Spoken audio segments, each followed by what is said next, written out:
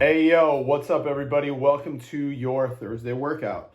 Today, we have a tough one, very tough. The inspiration behind today's workout was the CrossFit Games Open Workout 17.1. Originally, we were going to do 17.1, and when I structured out our week, took a look at it, and I didn't like how much volume, I didn't like where that sat, so I chose to use it as an inspiration to create another piece to elicit a different response behind that workout. Now, the reason why I say that is because those folks who have been training CrossFit for some time can relate with me when I say that 17.1 was absolutely a miserable workout. It is, it's a couplet, so it's just two exercises. It's dumbbell snatch, and it was burpee box jump overs. Very, very, very simple.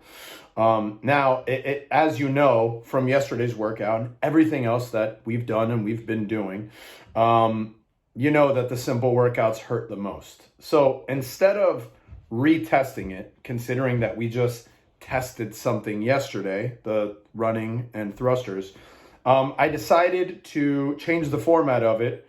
So we are training these movement patterns, not necessarily testing these movement patterns.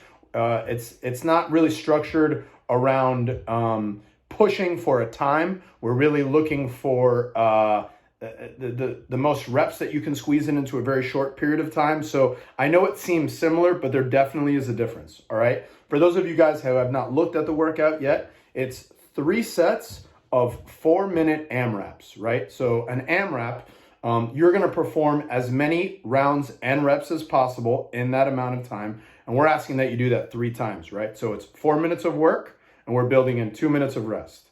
4 minutes of work, 2 minutes of rest, 4 minutes of work, and we're done. Okay, for us, within those 4 minutes of work, we're looking for 30 single arm alternating dumbbell snatch and 15 burpee box jumps. Very simple, very straightforward. Let's get into Danielle's notes. Now, this is long form, and I'm going to read it all to you guys. And I think that's important because I want you guys to hear feedback from these athletes in the rawest form, not edited, not cherry picking on my behalf. I want you guys to hear it straight from their mouths so you can pick different elements of it and say, okay, that makes sense for me. I'm consistent with him or her on this fitness level. This will work for me. This will not. So here's her feedback. This workout is more mental than anything. 4 minutes is just long enough to suck, but not so long that you can afford to pace. I felt I could do a power snatch instead of a muscle snatch to save my shoulders for the burpee box jumps, but that proved to be too slow.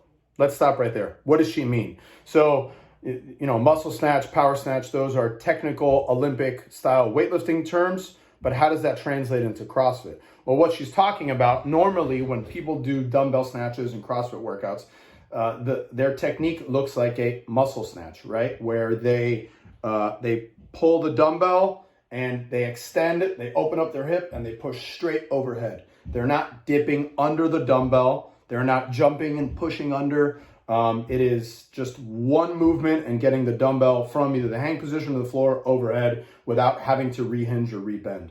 In a power snatch, using that technique, you'll slightly dip under prior to extending. I'm not going to say there's a wrong or a right way. There's definitely something to doing a power snatch instead of a muscle snatch. It will be a bit slower, but probably less fatiguing. But that's not necessarily the case for everyone. If you haven't practiced those, probably throw you out of rhythm a little bit. And this is not the kind of workout where you want to be thrown out of rhythm. Okay, more notes. She says, efficient setup is important so you don't lose time transitioning. It was faster to use muscle snatch and use my hips more. I felt more efficient. The burpee box jump is where you really start to lose breath. Important to keep the same pattern of movement. I messed up and changed this a few times and found the fastest for me was to step up from my burpee and jump onto the box. I fell out of first round and pushed on 2 and 3. Round 1, she got 1 plus 32. Round 2, she got 1 plus 35. Round 3, she got 1 plus 36.